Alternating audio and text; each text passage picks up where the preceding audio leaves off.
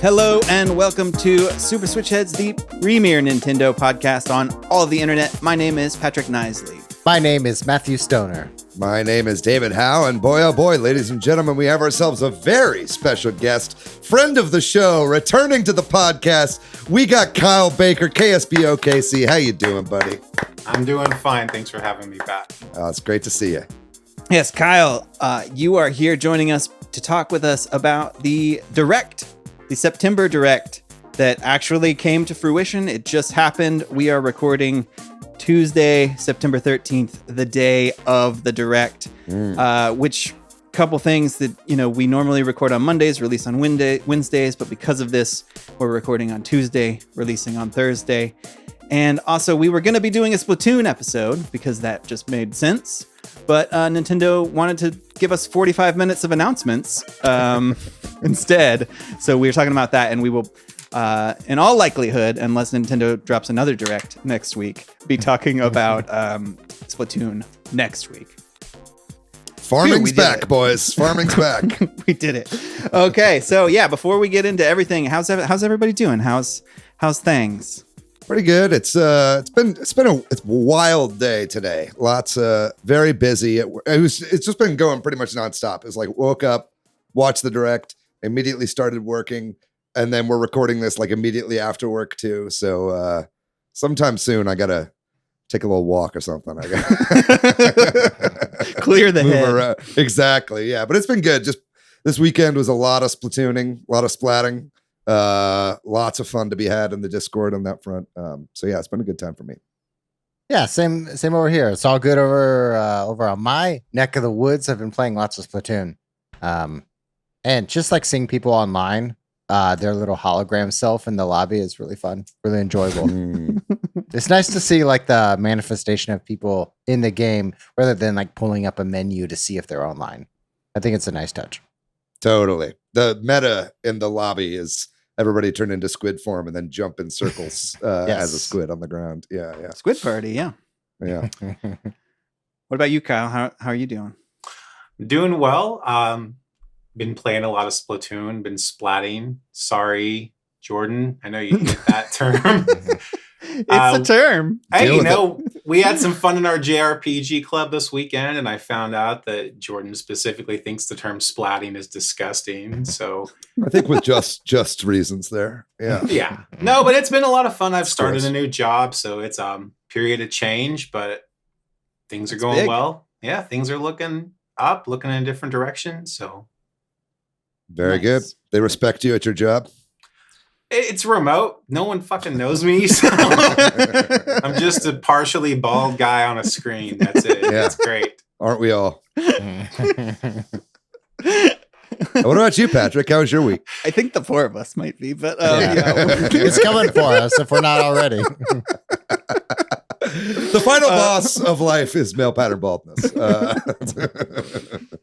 I am doing fine. It's been a pretty good week. I've had a lot of it was a crazy weekend, but I've also, like all of y'all, just Splatoon has been great, and we're gonna have to save some of this talk, but it'll be hard to avoid a little bit. But yes, Splatoon, wonderful, great stuff. Yeah, we'll be back next week with our in-depth post-release discussion of Splatoon, but there are more pressing matters, folks. Yeah.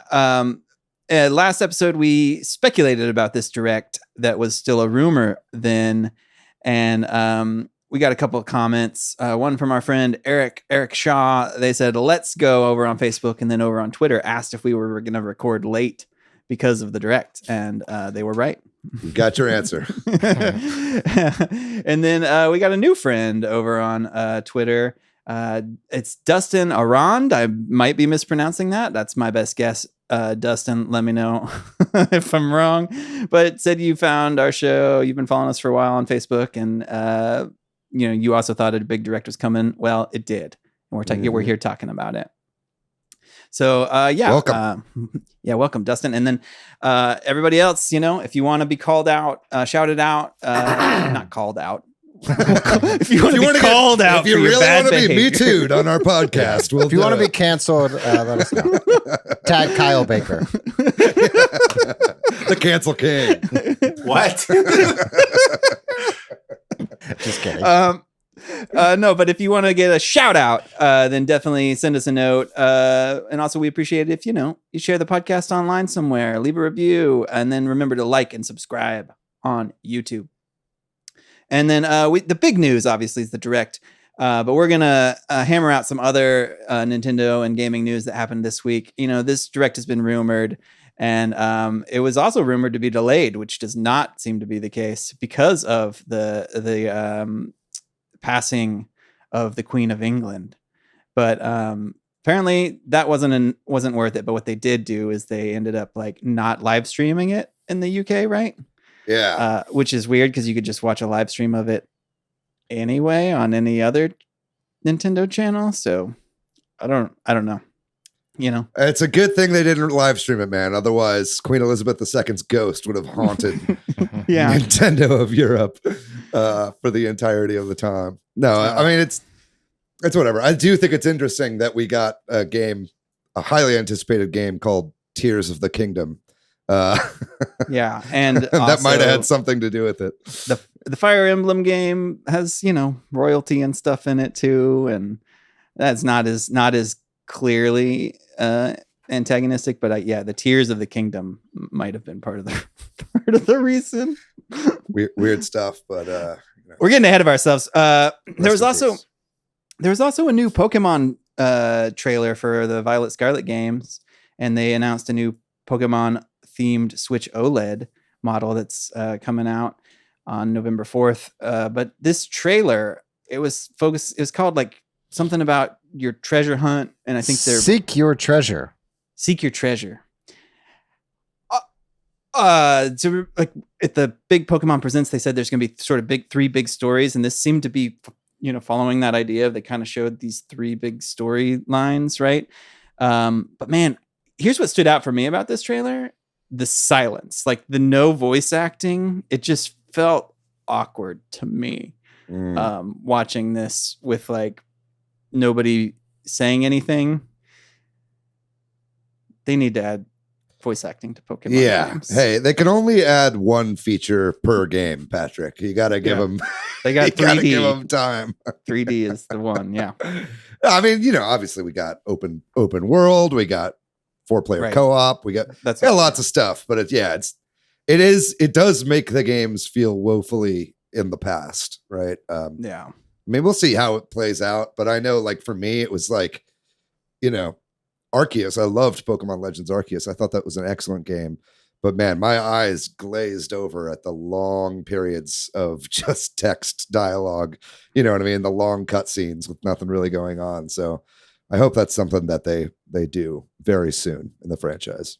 In Sword and Shield, you got to that point where Piers gives his rock concert to your character, and there's music and there's lyrics and no voice. And so you're just watching this kid rock out on the mic, and there's literally no vocals. It made no sense at all. In that one little part, you could have sprung the extra bit of money for a voice actor. Right. Just for that song, right? I take Japanese voice. They don't even have to do full English. You know what I mean? Yeah. Well, I would. They don't even. They have like a sound effect, right? But like, what about even some Animal Crossing, like? Hold on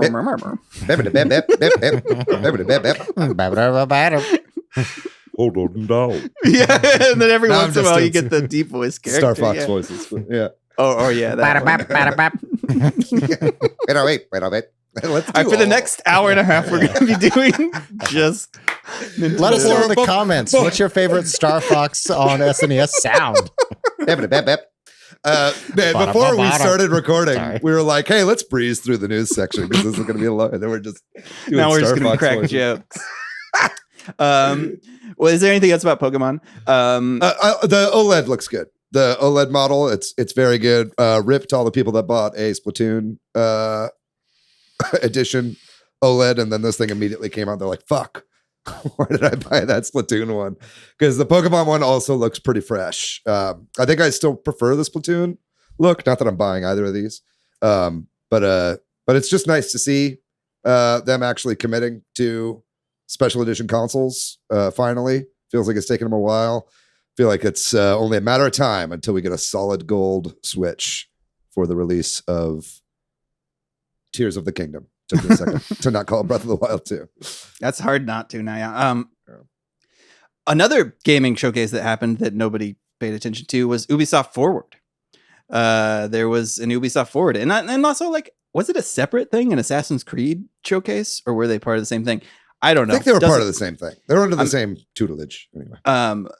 But of note to the podcast is that they showed off Mario plus Rabbids Sparks of Hope in sort of a longer trailer where they talked about exploration in a particular area and showed off one boss fight. And I think we should mostly talk about this now and not in the direct, since it was most information was in this Ubisoft Forward event, and it was somewhat repetitive in the direct. But yeah, I thought the exploration part looks pretty cool. It sounds like there's going to be multiple planets or whatever, or areas designated that way. Mm-hmm. The Wiggler boss battle looked awesome, just in terms of the visuals and stuff. And these are my opinions now.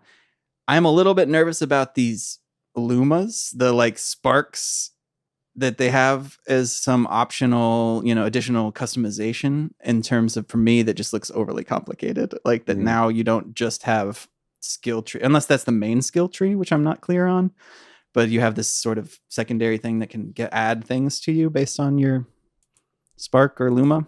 Mm-hmm. I don't know. Anybody else have any feelings about this, or no?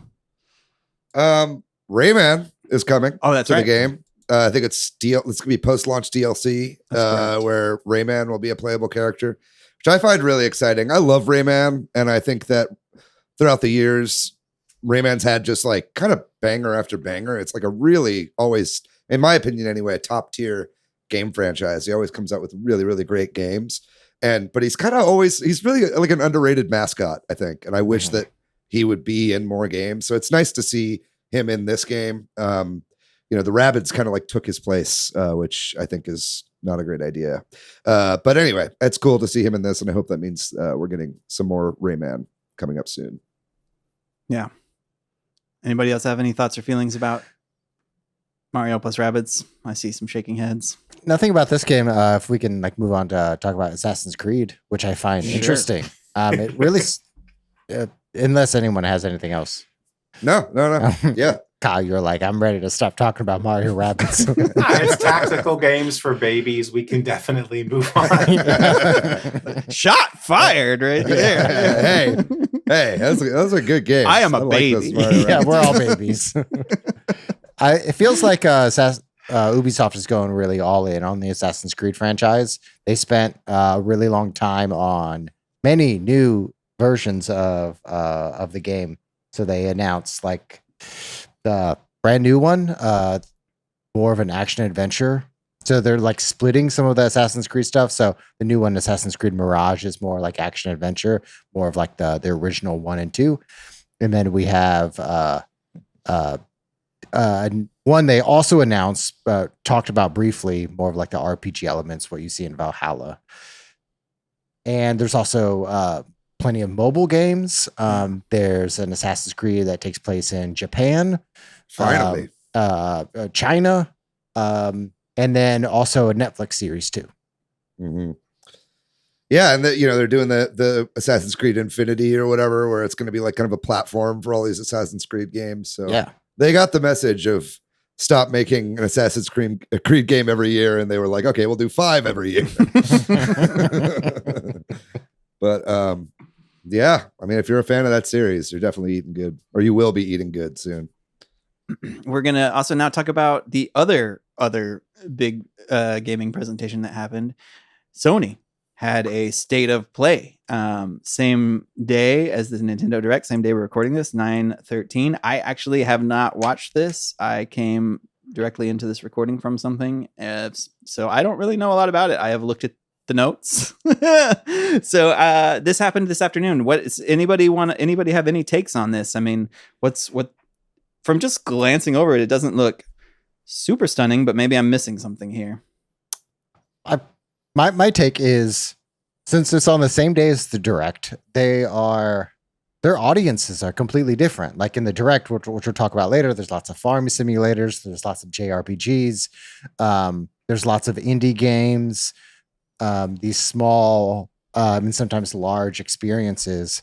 And the State of Play felt like more of these console, PlayStation, Xbox experiences where everything's either like mech and violent, and everything's big or small and everything's very stylized.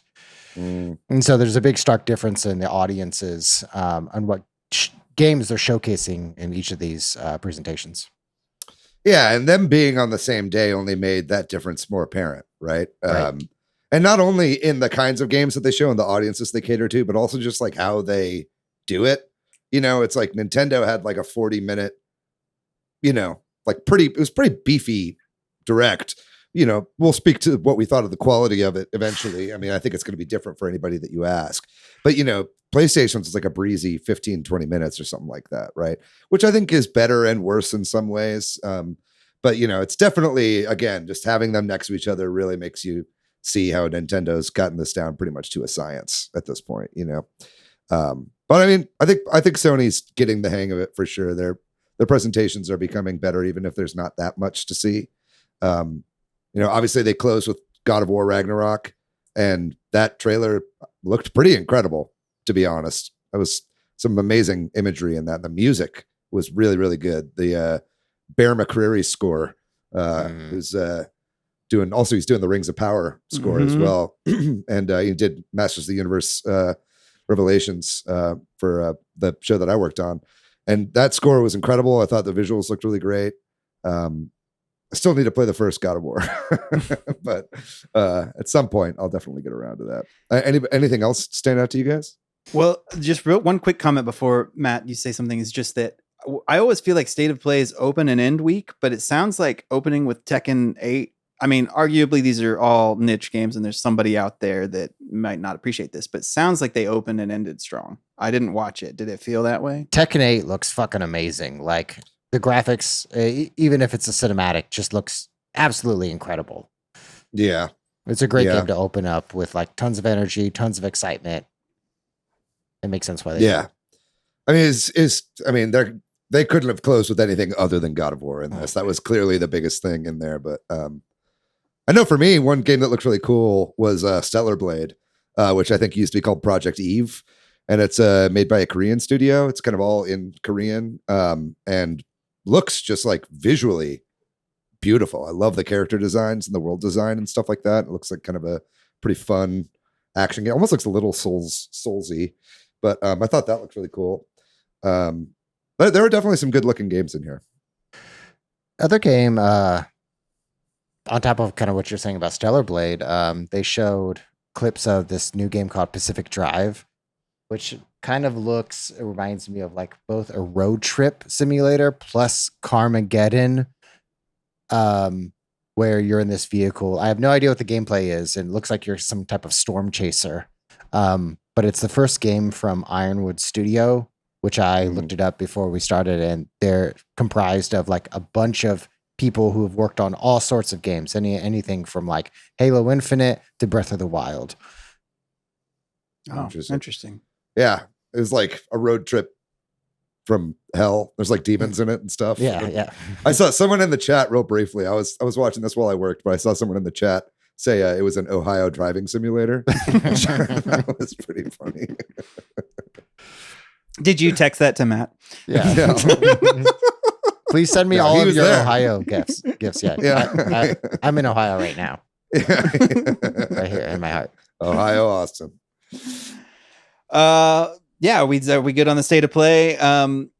So this is a small bit of news, but it sounds like Persona 5 Royal, which is now coming to the Switch. Maybe if you're thinking about getting this game, you're concerned about downloading it because of it's a big game and the file size, but sounds like somebody has found a game listing of the file size for the Switch, and it's 12.5 gigabytes, which is significantly smaller than the PlayStation 4 version. But it's about a third of the size. Yeah.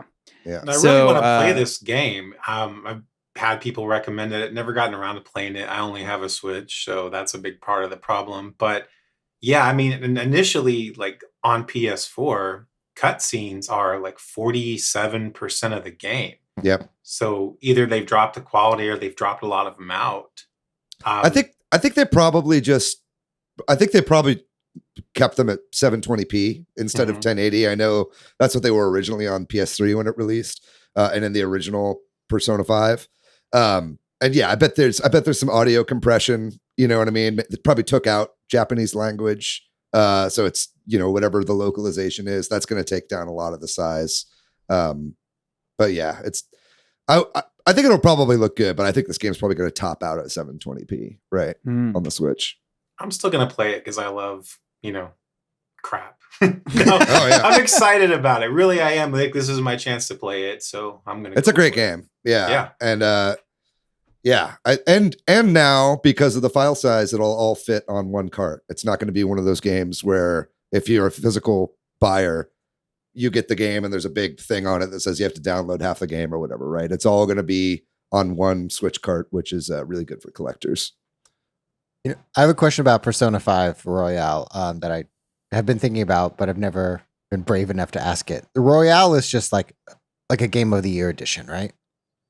No, and it's Royal, not Royale, but it's like Royal. It's a bitch. No, I'm just kidding. But I don't fucking know. It's not Capcom. Have we ever talked about that on here? I don't know. Anyway. I'm doing all these jokes that I think are all references, by the way, to things we don't do live. I think I've done at least 2 or 3 today. For all of y'all listening, I say it's pronounced Capcom, but I say Capcom, and I've been saying it since I was a teenager, and I just can't change it now. Yeah. And David makes fun of me. No, okay, well, that's a little harsh. I think one time before we started recording a show, I brought up that I was like, oh, is that a bit how you say Capcom, like as Capcom? And he was like, what are you talking about? And then I just was so embarrassed. I felt really, really bad. But anyway, it's cute. It's one of the cutest things about you, Matt, is how you say Capcom. Thanks. But no, it's just like how Persona 4 had Persona 4 Golden, which is kind of like the expanded version of the game. Persona 5 has Persona 5 Royal. Right. Okay. So they just kind of, this is what Atlas does with the Persona games.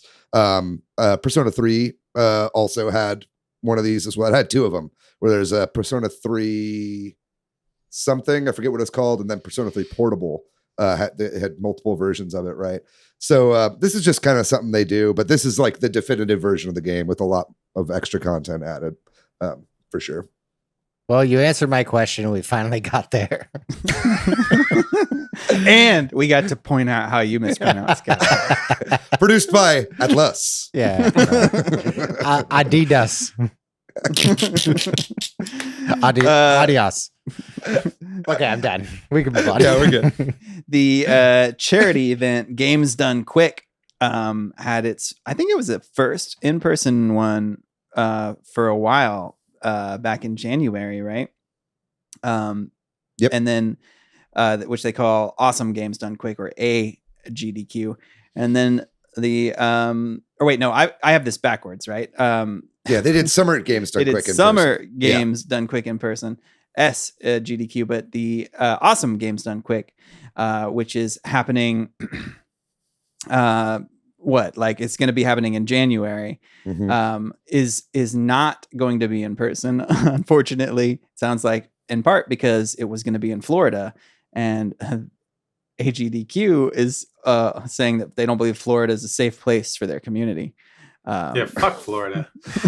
all the Gators. Yeah, that's no. Like Princeton has a project where they track gerrymandering, and Florida has an F in this particular category. It Texas. These are insane states dominated by regressive politicians, and AGDQ said that they're anti-gay stance and the insane anti-recognizing COVID policies force them to have to move it. So right, but now they're calling for people to jump on Twitch subs and any sort of donations they can get to offset the cost of canceling the contract. So maybe I guess they don't get all their money back, or they don't get any of it back. Yeah, so I guess doesn't qualify for something to cancel the event, so they're going to have to just pay the costs and not attend. So they must have had some real backlash from the speedrunning community on the choice of location.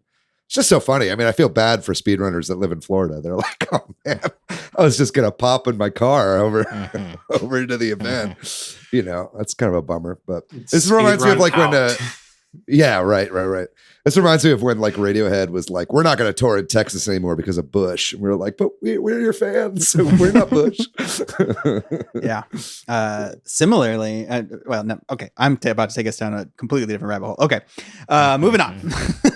You can follow that in Patrick's Politics podcast. Send me a DM and I'll tell you about what I was going to say. Other big news this week, Splatoon 3 released. We would have been doing an episode on it, but we're going to talk about the gameplay and our thoughts on all that next week. But some of the big news around it, maybe we can focus on right now. Number one, the nice little look behind the curtain that Nintendo gives us with the Ask the Developer series that they've been doing on games lately, which has been great. This is nice that they do this. They've put out these interviews. You can go find that on the Nintendo website. I honestly haven't looked closely at these. I've kind of skimmed them. Has anybody else had a chance to look at these? If not, that's fine. I've been too busy playing Splatoon 3 to read. Yeah, right. Been too busy. But man, Splatoon 3, like, there's a lot of things to talk about here, right? Like, it's been reviewing decently, right? Like, I think the main criticism may be that it's not innovative, right? Like it's the best Splatoon ever, but it's not like it. You know what I'm trying to say? Totally. I'm not saying it very well. It's not super new content rich, right?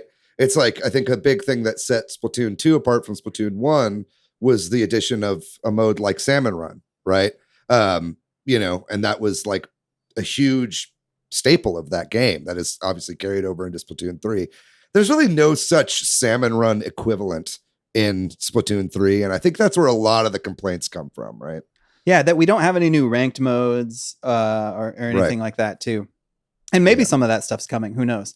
But in Table Turf is kind of a new mode, but it doesn't feel like core gameplay, right? Yeah, like, although I will not abide by this Table Turf battle slander. Yeah.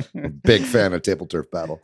It's at an 83 on Metacritic for whatever that's worth. As part of the marketing materials, Nintendo put out this map of the Splatoon world, kind of showing where the Splat lands are and like what Inkopolis is and all the places we know and where like where you go do Salmon Run. I can't think of the names. Where do you do Salmon Run? What's Grisco. Yeah. But don't they send you out to anyway? Oh yeah. You're in like a weird helicopter. yeah. But it's just cool to see a map, right? Like that they put out this lore bit on social media and stuff. I thought that was pretty cool. Mm-hmm. Fan of that. But I think also, I'm just rolling through this. Y'all jump in. Monolith Soft apparently helped out with Splatoon 3. Now we know because of the credits. I guess that's not a surprise. Apparently they helped out with the first couple games as well. But I think it's just fascinating to see what Monolith Soft, they have their hands in like all these Nintendo games. And maybe people don't realize that, even people that follow Nintendo stuff, right? Like Animal Crossing. Yeah. They share a building with Nintendo, with NCL headquarters, so I think anytime they pull them over. Yeah. Yeah, I think it's probably backgrounds and kind of like the world and the geography and stuff like that. Yeah. And then perhaps the biggest one or most interesting is like Splatoon 3 is like what? The best-selling game or the fastest best-selling, whatever you want to call it, game in Japan biggest ever? Debut for a title in Japan. That's a good way to put it. Biggest debut. Yeah, fastest selling works too, it's like it's over the first 3 days, it was 3.45 million units in Japan, which is out of all video games ever released in Japan. That's the most sold over that period of time. And that's like a quarter of the sales of Splatoon 2. So do you think that this can crack the top 10? You think it can get up there above some of the Pokemon games, maybe 6 or 7? I think it could beat Ring Fit. Which is you think 10, it can get right? 20 million? Yeah. Oh yeah. I think this thing will have 20 million by the end of the year. or I'll eat my own ass. But it's don't question that. But Capcom. No, I think its thing is it's definitely going to outsell Splatoon 2. It's already almost beaten, just from Japan sales alone in the first 3 days. It's already almost beaten the lifetime sales worldwide of Splatoon 1, right? So it's like this game is definitely going to be huge. I mean, I don't think it's going to make like Animal Crossing numbers or anything like that, because that fucker had legs, you know. And I mean, this will too, but in a different way, right? It was a different time when that game came out. But yeah, definitely. I just, you know, seeing what my friends are playing, everybody's fucking playing it. A lot of people that have never touched the franchise before are picking it up for the first time. So yeah, I think it's going to be a certified hit. It already is. I mean, almost 3.5 million sales. That's a really amazing amount of sales for a video game. You know what I mean? There's, like we were talking about, I think it was last week, Live Alive, the name that's also hard to pronounce, was happy to sell 500,000 units, right? Like, and it had been out for a while. And I mean, it's a different game, it's a different audience. Yeah, they don't have Live Alive holograms doing concerts in Japan. So. Yeah, it's different, but like, just to put it into context, that like in 3 days, this game sold that much in one region. You know, it's nuts. There's that reflexive relationship between how many people have Switches and how many people are available to buy the software, right? It's the same inflation thing that shows up in Hollywood box offices. Is the biggest opening weekend ever. Well, I mean, ticket sales are higher and there are more theaters open and whatnot.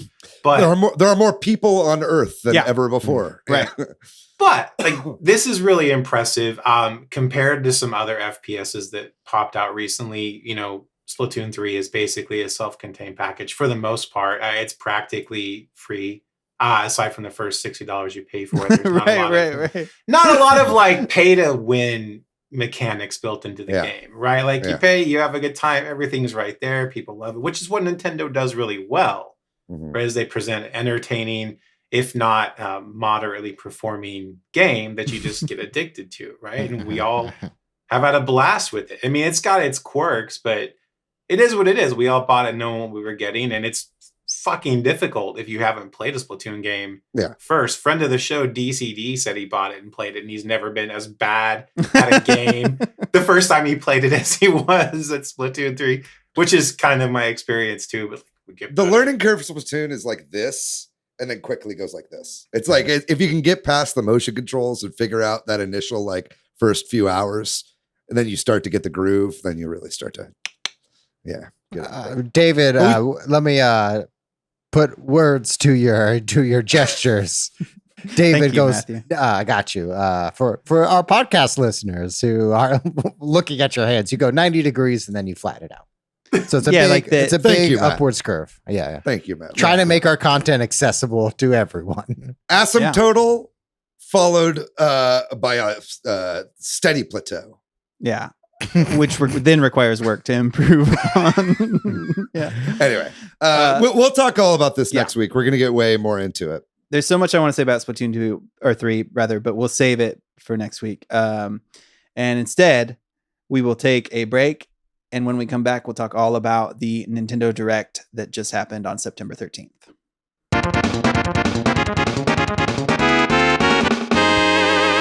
All right, we're back talking this week about the September 13th Nintendo Direct. We got, 40-something minutes here of a Nintendo Direct. Like David said earlier in the episode, this felt meaty. Even whether you liked it or not, it was long. There was a lot of stuff in there. You could say the same thing about The Irishman.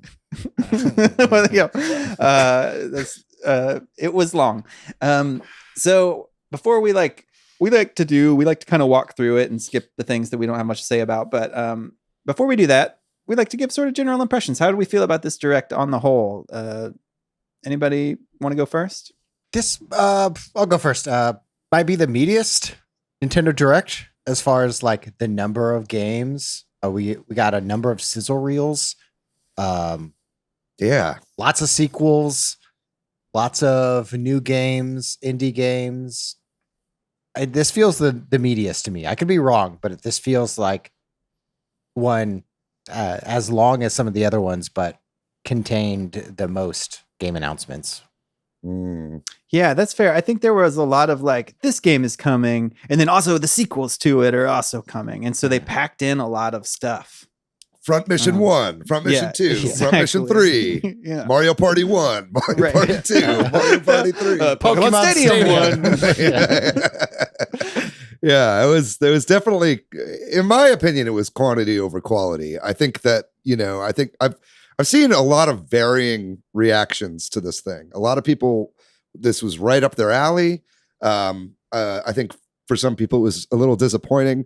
I think I kind of fall a bit into the latter. I think, obviously you want to judge a direct on what was in it, not what wasn't in it, right? And something we should probably talk about, which we didn't talk about in the news, is that there were tons of leaks before. I guess we did talk about it last week with Flappy Mouth Grub, talking about all of who's on life alert right now, I'd imagine, with lots of like big claims about what was going to be in this, like the Wii U Zelda remasters, Metroid Prime remake.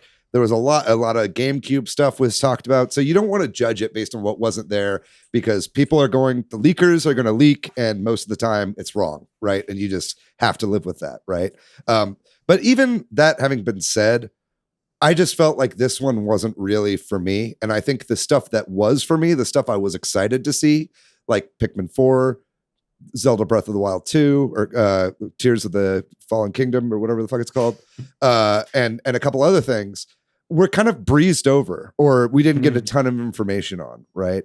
And so, like, even the N64 games, right? It was like they gave us a list of games, but a lot of them are 2023, and it wasn't like, hey, here's a batch you can download right now, and there was no Game Boy or any other kind of addition to NSO. So for me, I don't know. I was a little underwhelmed, for sure. I think my expectations were a little high, but yeah, it wasn't my favorite direct of all time. This is like, to me, is like a food court version of a Nintendo Direct. It's got something for just about everyone, but none of it's good. But for some people, they love it. It had excellent points for maybe a few select people.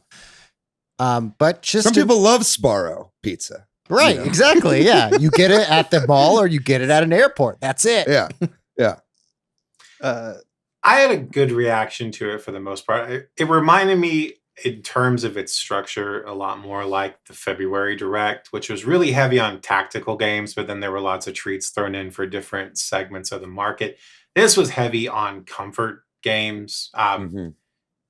Games for the kind of people that are into anime, or the kind of people that are into farming sims. Right. A lot Animal of the other Crossing stuff, fans. Yeah. Yeah, a lot of the other stuff felt, I mean, there was something for everyone, like you guys are saying, but on the whole, I don't know, I felt more positive about it. It was fun. People's reactions have been fun. Yeah, they immediately went to the internet. There's 3-hour-long lore videos being developed right now about the 30-second Tears of the Kingdom trailer. So I'm excited about that.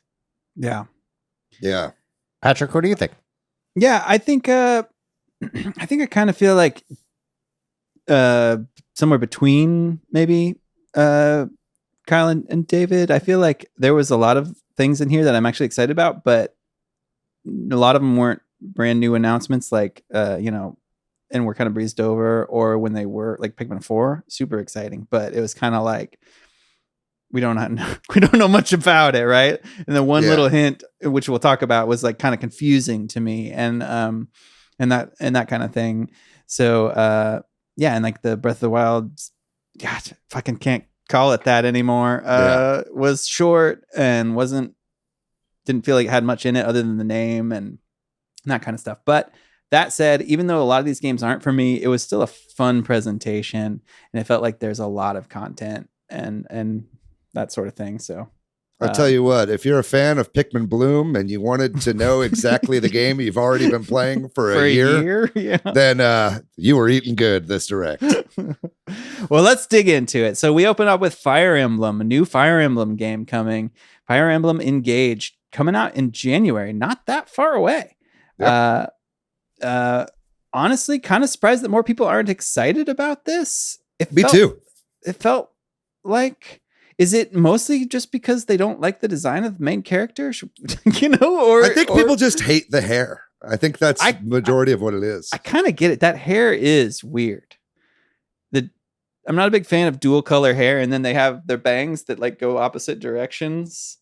Yeah, the Colgate have different colored eyes, right? Which obviously is heterochromia, and if you know anything about what that means, it means they're usually from inbred stock, which maybe indicates people's problems with the games. Because, and this is what I noticed after like thinking about it for a couple of minutes and just watching that segment of the direct again. For whatever reason, Fire Emblem they've learned the wrong lesson from Heroes, and that's that people want references and callbacks and repeated appearances of the same characters. And that's all they want. So you got that with Three Houses, and you got that with Three Hopes. And this is what it feels like, is sort of a console exploration of Heroes, right? The mobile game. And so you're pulling characters, beloved characters from the past, and you can link together with them to fight this common threat. And so I think maybe at this point, Fire Emblem fans are just getting a little tired of the nostalgia marketing. And it feels weird to be nostalgic for something that's less than 3 years old. That's a really great point. It didn't feel heavy on new characters and lore. It felt heavy on, this mechanic that you can pull Marth and you can pull all these old characters. And yeah, like you said, we like these characters, but give them a cool story then. Don't just have them be a mechanic. Yeah. It looks like a Fire Emblem No Way Home. You know what I mean? It's like a Fire Emblem multiverse story. It's almost like what it seems like, right? But even then, I mean, I went back because this was the beginning of the direct and I was having some issues at the very start of the direct and I missed some of the beginning of this for various reasons. And I went back to and watched it right before we recorded. And I think this game looks clean as fuck, to be honest. I think the graphics are really, really nice in this game. I think this game visually looks a lot better than Three Houses. I really like the, character designs notwithstanding. And really, again, I think it's just the main character. I think the rest of the characters look really well designed.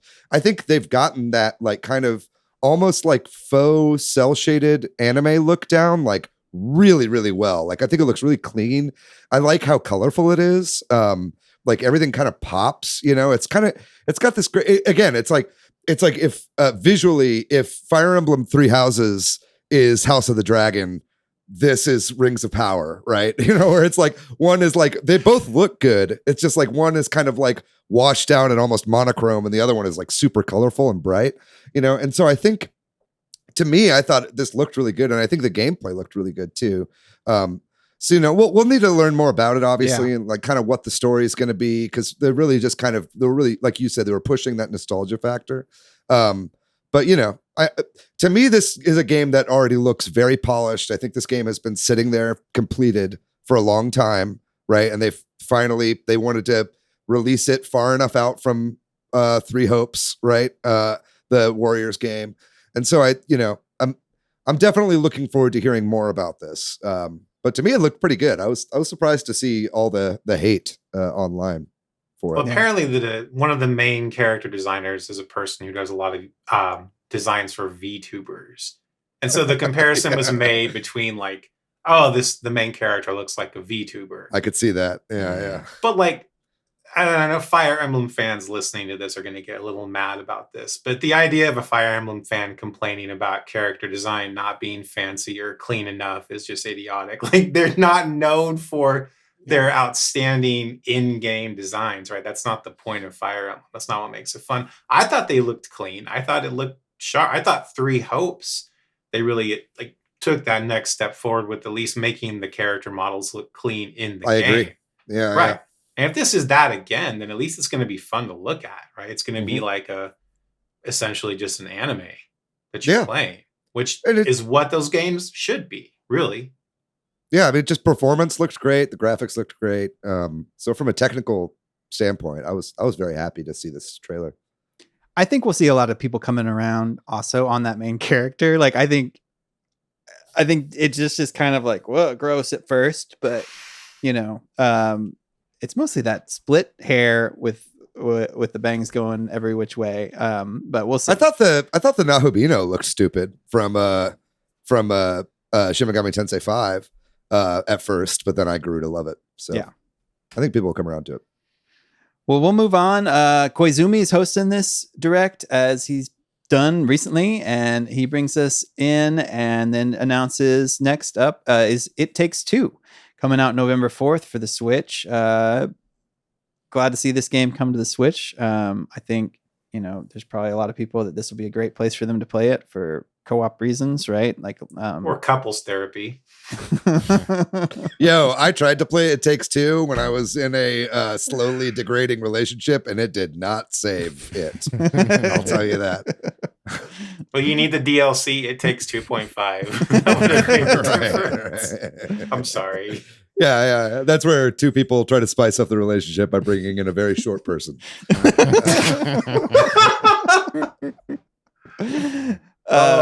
They gave a fair amount of time to this game. It felt like it won Game of the Year at the Game Awards, so that makes sense. Yeah, this was the only things that Jeff Grubb accurately predicted.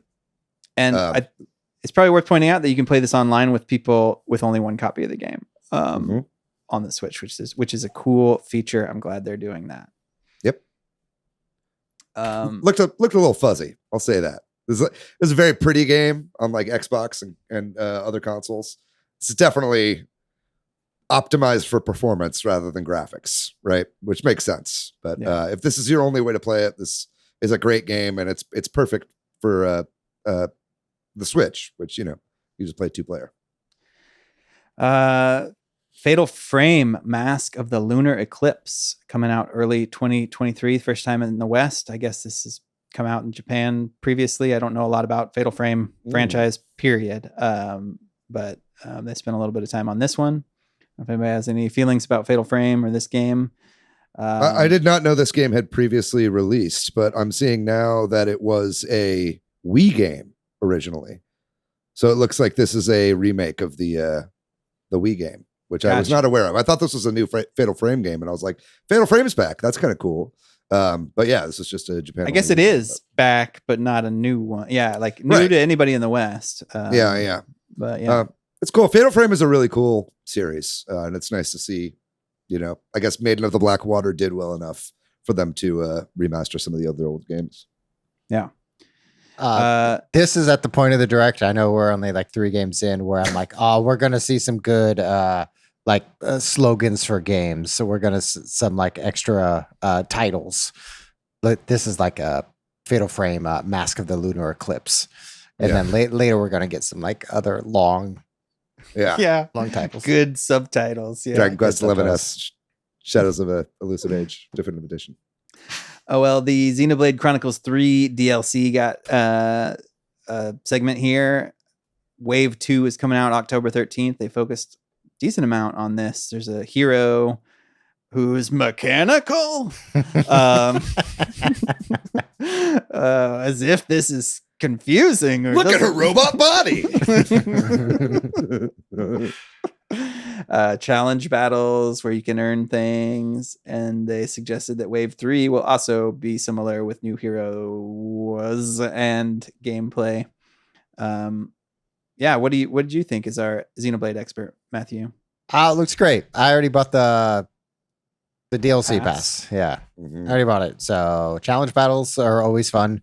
New character, new heroes. I don't know how I'll play the new hero because I already have like a team lineup that is like built for specific like defeating bosses really fast. So exploring with a new hero would kind of break my flow, but I'm going to do it anyway. So fuck it. You beat it too fast, right? That's what everyone says. But you know what? I wanted to do it. And you have a brain freeze now. Next up was SpongeBob SquarePants: The Cosmic Shake, coming out 2023. 3D platformer SpongeBob game. Honestly, looked okay. Looked like good voice acting. All the original voice actors.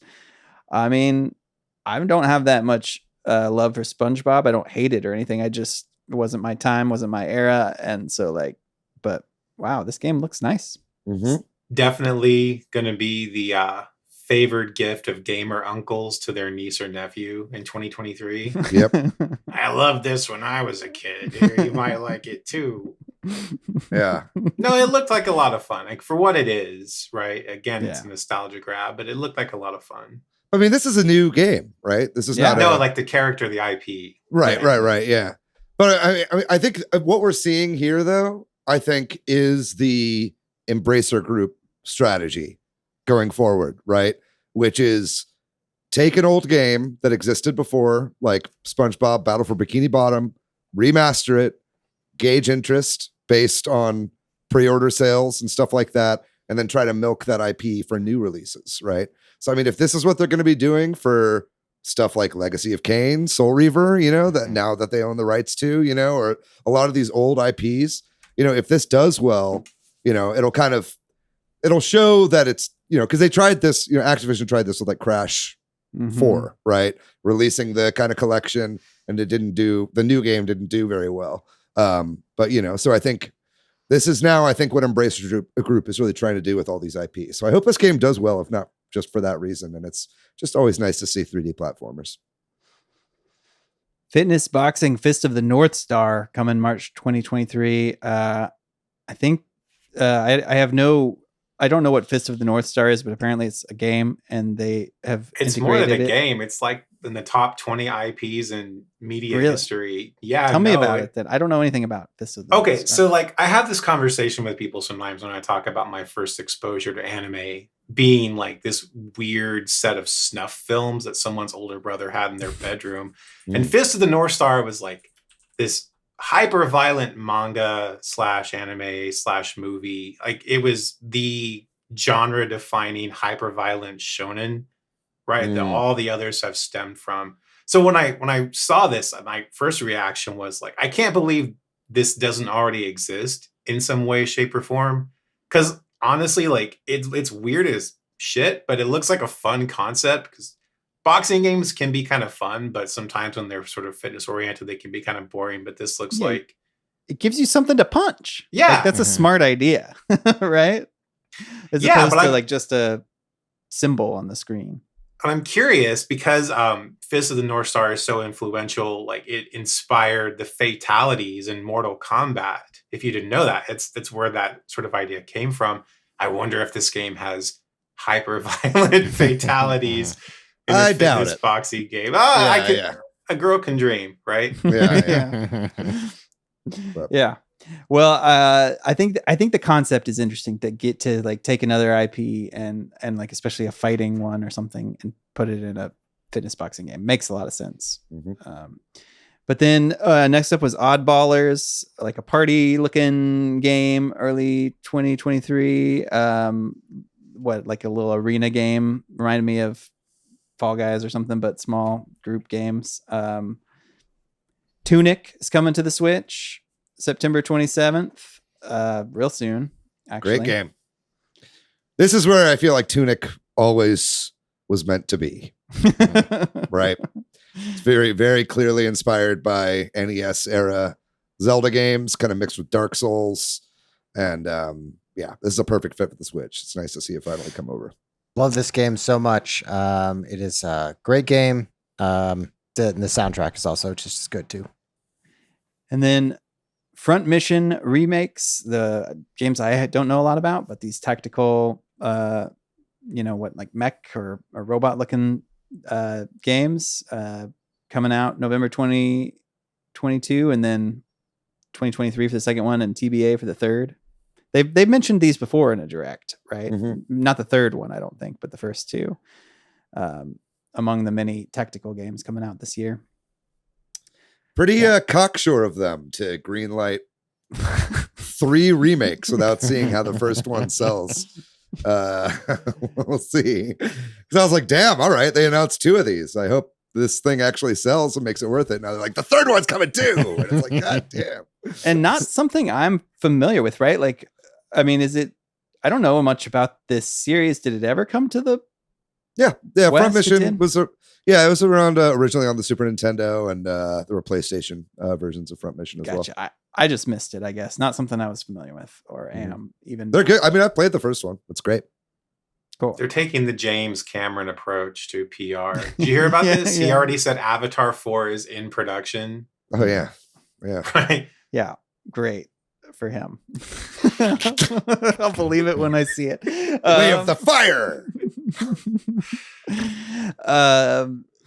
Next up was a big one for a lot of folks. Story of Seasons: A Wonderful Life coming out next summer. So I guess this is a remake of an old remake, right? Like of an old I think so, yeah. Story of Seasons game, which I think we say this every time this happens, but it's sort of Harvest Moon became Story of Seasons. There's still Harvest Moon games, but the name went with a company rather than the people who made it or whatever. So Which is a shame because Harvest Moon is a way better title than Story of Seasons. But this seems like a pretty in-depth life sim game where people grow and change and that sort of thing. So I think that appeals to a lot of people. Watching this, it definitely appealed to my son. Like he was like, they grow and change, like that little, I think, aspect grabbed him. You know what I mean? Like you get to have a kid and they grow up. You get to have like two wrinkles go next to your mouth. You go from being this big to this big or whatever. Yeah. Spoiler, apparently you get to die happy at the end, which is a true fantasy for most. Yeah, I was going to say games. better than real life. But a lot of people were just super thrilled. I know I was watching Summer on their stream and they started visibly crying over this game. So I think a lot of people are happy. This also kicked off the 6 or 7 farming sims. Everybody's really calling this out, and I agree. It felt like there's a lot of farming sims. I think they're packing these things together as like the core theme for a particular direct, in the same way that like the February direct was built around tactical games, tactical RPGs, and then they showed this other stuff too. They just had this many games they wanted to promote at the same time, I guess, because they feel like maybe it creates synergy or interest in the community. I don't like it. I think it's a bad idea to lump so many together. It makes them all blend together in my mind. Here's the thing, though. How many turn-based RPGs are on here? How many JRPGs? How many anime games? How many Square games are on here? There were 4 farming sims. There's more than that. There's 6. Yeah, I mean, if you count, there's 2. They talked about 2 Rune Factory games. That's 2 right there. Okay. 2 Harvest Moon games, if you count this and Harvest Moon in the Japanese NSO drop. Oh, I'm not counting that. There's Fae Farm. It was in there. Then there were a ton. I think you count Factorio too in this. You can't count Factorio. You can't count Factorio. You're now being way too in there. There's so many JRPGs. I think that farm sims are an up and coming genre. They've been around since the fucking NES, bro. That is reached a more casual and broad audience, and there's a lot of gamer pushback against them.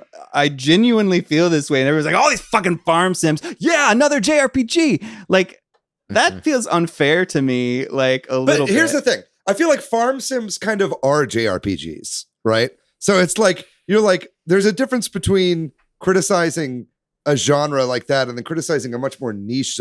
It's like tactical RPGs are still RPGs. You know what I mean? But there was probably about 4 to 6 of those in this too. Like, I don't, it's the conspicuousness of putting them all together. I don't want any of these games. I like this discussion. I like that Patrick called farming sims an up and coming trend in the video. I think it is. I think the success of Animal Crossing and you move back a little bit further, and the success of Stardew Valley have made a lot of people start making these games, and we're seeing them now. And it's a returning fad. Yeah, I think the idea, yes, they've been around, but I think that it's blossoming, and I think it reaches an audience that's different than nobody's like, there's too many fighting games in here, or too many games where you fight people and action things. You know what I mean? Like, but there were more of those than there were farming sims. But they all felt at least somewhat different, especially the main ones. They just felt like they had a different approach, right? The one that comes up after this, Fae Farm, you can do multiplayer. Yeah. Everyone group farming like a commune. Mm-hmm. I mean, I think they have gimmicks and niches, But yeah, I mean, if you love those kinds of games, right? Like David said at the outset, it was meaty, but it wasn't for him. Right. If this is for you, oh my gosh, this was great. You're eating fantastically. I think the difference in what you're talking about there, Patrick, is like, like action games are like fun, and then farming games are not, and that's why objectively, right? Like, I think that's why people are upset. Yeah, no, I get it because it stands out, but I think it stands out because even though y'all like it's been around for a while, it's a new trend, and part of me thinks the pushback is a new trend, and that it's not for some vocal segment, but we don't have to talk. We've already talked about this. I'm just really glad that the entire genre was kicked off by the Facebook hit Farmville. The first ever farming game. But we'll move on. And so the next thing they announced was the Splatfest. The Splatoon 3 is getting its first post-launch Splatfest happening the weekend of September 23rd. Gear versus grub versus fun. What would you take to a deserted island? Now, this has sparked some debate because we all want to be on the same team. And now that we don't have just 2 choices, we have 3 choices. This makes things even harder to get everybody on board, right? What do we feel? What's the vote in our Discord looking like right now? We got to say it on 3. 1, 2. Oh, what we all want? Yeah. Say it on what you want. 1, 2. Yeah, if you're listening right now, you got to say it out loud too. Pull over. I almost said it twice, Matt. Yeah, okay, hold on. Wait. 1, 2, wait. 1, 2, 3. Grub. Hey. We all I'm a hungry guy. If you guys haven't yet. No, I'm going gear. Oh, okay. Definitely. I mean, look at that roll in your eyes with me, you bearded bastard. You and your farm for the podcast listeners. gear For the podcast listeners, I have a beard. Yeah, he looks like Texas fried Kratos over here. It's fantastic. I'll take it. I'll take it. Boy. This is fun. It's a silly question because I think most people are going to pick fun when it comes down to it. And well, so fun is the big man choice, right? I feel like most people are always going to skew big man on whatever his choice is. So we'll see. Like whatever it is, we as a Discord are all going to go together, right? Happily, right? I'll happily go with whatever the highest vote is. In our Very Discord. happily, and I won't mention it. How unhappy I am. Yeah, you're assuming a lot there. There's some dissension in the Discord over this. It's going to be fun. The Civil War, if you will. Can we talk about Grub just a little bit? Because like Jeff Grubb? Yeah, please. Can we talk about Jeff Grubb? Yes, exactly. In this picture of Grub, they have like a tuna can. That's exactly what you would bring. So do people in the Splatoon universe eat fish? Fish? What else are they gonna eat? Also the one food you're surely not able to find on an island is fish. Yeah. Pre-canned fish. Yeah. If you bring a fishing pole, you're gonna have as much grub as you want. Well, gear wins that's the the gear. logic. Yeah. But then fun. I mean, what's the one thing that people always talk about? It's like, if you could be on a deserted island with any book or movie or whatever, right? It's always like, what are you going to do for boredom, right? We can't all just like talk to volleyballs all day. We got to have some fun with us there. It's also the wording of the question for me. It's not what would you bring when you're stranded on a deserted island. It's just like, hey, we're all going to a deserted island. Oh yeah, what would you bring for the to weekend? A deserted island? Yeah. Anyway, we should move on. But yeah, that's happening next Friday, right? That's right. Is when the first post-release Splatfest is going to be. They've already said on their Twitter, the Squid Research Lab, that they're already tweaking the amount of tricolor battles from that first Splatfest. So, I was kind of thinking like, this is kind of it. This is probably just to test the servers and all that kind of stuff. But no, it seems like this is not only going to be a game where content is added over time, but they'll also be tweaking matchmaking, which gives me a lot of hope, to be honest, right? It's like, I think if clearly they saw that a lot of people were upset by constantly losing in the tricolor battles, right? Or whatever. And so it's like, I feel like they're already listening to player feedback. They're already looking at data. They're making tweaks as it goes, which gives me a lot of hope for the future of the game over the next 2 years. Yeah. So we all get to have fun conversations with people over the next couple of weeks, asking, what are the 3 items you bring to a desert island? Or, Yep. More accurately, what are the 3 games, you would bring with you if you got stuck on a desert island that just so happened to have electricity. Yeah, right. Hey, look, Kyle, we're gonna save that for the next Q&A episode. Okay. No. Farm simulators. Farm games. All three of them are farm Just simulators. farm on the island. Fuck you, David. Moving on. That's our newest bit where Matt just says "fuck me." He's real angry at David.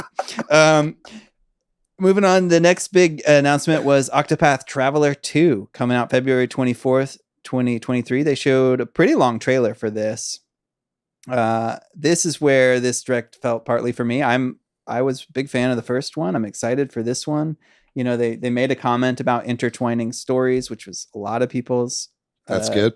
main They said that criticism. last time though, and it never paid off. Like, Did they? I don't know if they said, I don't know if they used that exact verbiage, but like it definitely, the game gave you that vibe, right? Like at the right. very least. And I wouldn't put a ton of stock in it here either. And like, you know what I mean? Like I don't know. They literally showed stuff while they said that of like characters kind of doing stuff. So I think it will be improved, but I think they'd still be foolish not to make it more intertwined. Yeah. but I think it's got to be hard when you have a game where you can go any 8 routes in any order. And how do you do that? But maybe they put the work in to make all different combinations have different things happen. So I think so. I mean, I have a lot of faith in Team Asano. You know, they've proven time and time again to really listen to the community. I mean, they put out these demos and they get player feedback and they incorporate all that feedback before the game releases. So it's like, you know, and Live Alive, I feel like, you know, it's a remake of an old game, but it feels like the best game they've made yet, right? Like at least technically and from like what a lot of the reviews are saying. So I think it's, you know, I think this will definitely be better. I think something interesting about this is that it's launching on Switch, PS5, and PC all on the same day. It's not a Switch exclusive day one like the last one. I didn't realize was. that. Yeah. So this will be coming out everywhere, which is good, I think. Fae Farm, another farming game Fuck where you play as a fairy and you can have multiplayer. So If oh you man, love I it, can't this wait looks to great. play a farming game where I play as a fairy. you're really isolating this new part of our audience that just came to gaming. I know. I'm just kidding. messing around here. I'm just joking with you too. So angry about this. Yeah, I'm fine. We kind of already covered that game, but Final Fantasy Theater Rhythm is getting a new game in February. I'm shrugging for our podcast listeners. I don't like the graphics of these Theater Rhythm games. Those little chibi characters upset me.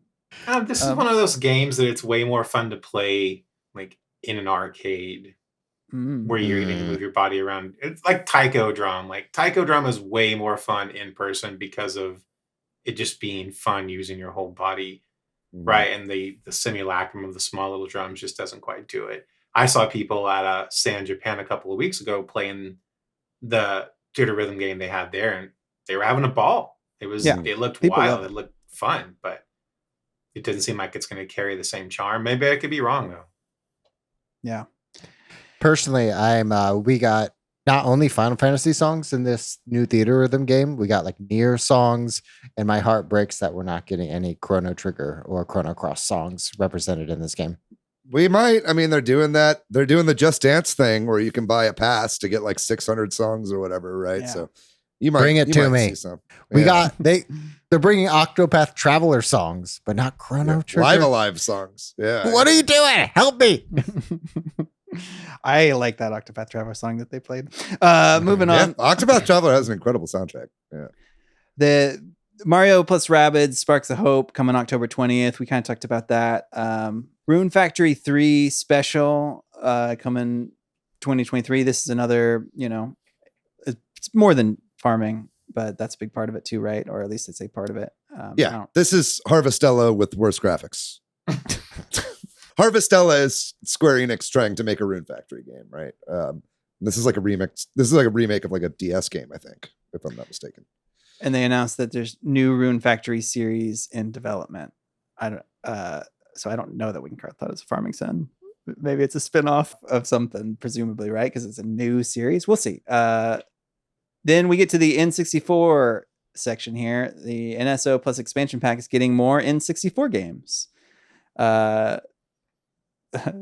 List all the Mario parties for us, Matthew. Mario Party 1. Mario Party 2. That's really easy. Mario Party 3. There we go. Yeah. Anyway, toy boxing, toy tennis, piano. Pilot Wing 64, 1080 snowboarding, which I'm excited about. Excitebike 64. Yeah. And we had Pokemon Stadium 1 and 2. Yep. Which will not have importing Pokemon capabilities. It said that in small text on the trailer that you cannot import Pokemon to that, which kind of, as soon as I saw that, it was like, well, no Game Boy on NSO or no sort of Pokemon Home integration or anything like that, which you wouldn't expect because they're just slapping N64 ROMs onto this thing, right? Yeah. Very fucking pumped for Pilot Wing 64, obviously. I think Pilot Wing 64 is not the best Pilot Wings game, but it's great as a launch game. Also, it looks like it's at 60 frames per second. The trailer was super smooth. I watched Game Explain's like side-by-side comparison, and it looks like it at least doubles the frame rate of the original. So that's pretty cool. I don't know if any of the other N64 NSO games have done that. So hopefully this means Nerd is actually putting a little bit of work into these past them just being straight ports. But yeah, that's exciting. 1080 snowboarding is awesome. Excitebike 64 is like one of the most underrated N64 games, I think. So I'm really, really pumped to have that game come to the service. And then they sort of tease us with, an image of these games coming over the next, 9 months or whatever, because there's 9 of them, give or take. It seemed like if I did my counting right, it would get us through to E3. And then GoldenEye was shown at the end. It's a very big surprise there. I wasn't expecting that. I don't know. Most people probably not, right? The rights and all of that, and said coming soon. So it makes me wonder if that's the next one because it wasn't on that chart or what. I don't know. What do y'all think about that aspect or I'm not part of it? So GoldenEye is interesting, right? Because there's also a version of GoldenEye coming to Xbox, right? That is not quite the same, but there's also a lot of confusion about exactly what it is. And I'm sure by the time this episode comes out, that will be more cleared up. What I do know is that the one that's coming to NSO is just the N64 ROM dumped onto the service, right? But you can play it online with your friends, just like. But you could do any game online with your friends, right? It's no like added online functionality, right? It's just going to be that. What's interesting is that the Xbox version is not going to have online, right? Which is crazy. Like it seems like the version coming to Xbox, and I might be wrong on this because we're just kind of still learning about this. But it seems like the version that's going to Xbox is not the Xbox Live Arcade version that leaked last year, right? With the improved visuals, with the online multiplayer, with that kind of stuff. It seems like this is going to be its own port, right? And so I don't know if over the course of them trying to suss out rights for this, that version fell through the cracks and they had to make a new version that was more in line with the original version. But I know it seems right now that the only way you'll be able to play GoldenEye online in 2022 or 2023, whenever this comes out, is on Nintendo Switch Online, which kind of sucks. Yeah, that's true. I'm looking on 007.com. The experts. The experts on the James Bond franchise. They say that's true. Online is only coming to Nintendo Switch, and split screen multiplayer will be available on the Game Pass version. Right. So that makes me think that it's a totally different build than that XBLA version of the game that's out, right? So that's interesting. And it kind of sucks because it's like, N64 games on NSO multiplayer online is very hit or miss. It all dependent on the connection of every player involved, right? So if you're playing 4-player GoldenEye online with jank-ass N64 controls, that doesn't really sound like a great time, unfortunately, but we'll see. I'd love for this to be good. I feel like we could talk more about NSO right now, but I think we should maybe save that for another time. Various Day Life is the next announcement available. One of the few available now. This is I think thanks to Jordan, I know this was on Apple Arcade RPG. Right? I don't know a lot about it. Sounds like you do a lot of stuff during the day. I guarantee you this has farming in it, by the way. I guarantee one of the you hundreds of daily activities. Yes. But that's different. Like if then we could say that there's fishing games. Fuck fishing games No, too. fishing 'cause games are awesome. There's 50 of them here, and I don't need more fishing games. You know? I'll only play a fishing game if it's called Various Fishing. I think Various Day Life is the most Team Asano ass name. I fucking love it so much. Triangle Strategy, Octopath Traveler, Various Day Life. It's so funny. It's so It's funny. I so love silly, dude. Who is on Square Enix's naming team, dude? My God. Turn-based battle. Yeah, Yeah. turn-based. The next game was Factorio, which we mentioned a little bit. Is not a farming sim. I don't think we can count it. I understand the inclination because there is some resource management stuff, but it also looks like it has some tower defense elements. Looks interesting. You do mining, right? Yeah. And This game's it's, been out for a while. so if you do mining is just farming. Okay, we're Of moving on. rocks. Yeah. Isn't mining just farming rocks? This next game was weird. Ib coming out spring 2023, like a pixel art looking Okay, this looks fun. horror. this looks This so looks fucking like a weird. really weird, interesting 10-hour kind of game, if even that. But it Yeah. looks like a fun experience. The trailer for it was really, really short, but it looks like there's some, weird, trippy psychological content to it. And I love games that have heart like that. Yeah. Definitely was intriguing. I don't love the name. I mean, Ib. Especially with Ib and Ob already being Yep. a game. Yep.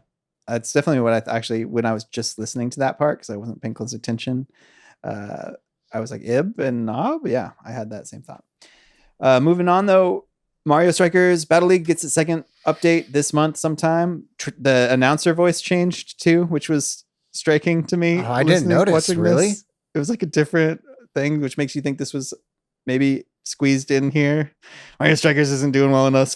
Let's just squeeze it in the direct or whatever. I don't know. Pauline, Diddy Kong, New Gear, and Stadium are coming. speaking of trying to reignite interest in Strikers, I feel like such a pervert for saying this, but did anyone notice that they put literal headlights on Pauline's metaphorical headlights on her gear? She has headlights. She didn't seem well endowed. Mounted. Wait, is headlights a euphemism for breasts? Yeah. Thanks to I've Dumb and Dumber. never heard that. What? I haven't. I've heard tatas. I've heard boobalas. Matthew, I've heard, list off all the Maybe it's an euphemisms. agricultural term. If you farmed more, you would know more about this. Toy boxing, toy tennis. All right. Well, I don't know. There's a lot to talk about on this game. There's a lot more, so we're gonna slam through some of this. Atelier Ryza 3. I don't know if anybody here is excited about this. February. I'm sure somebody's excited about it listening, but sorry, we're moving on.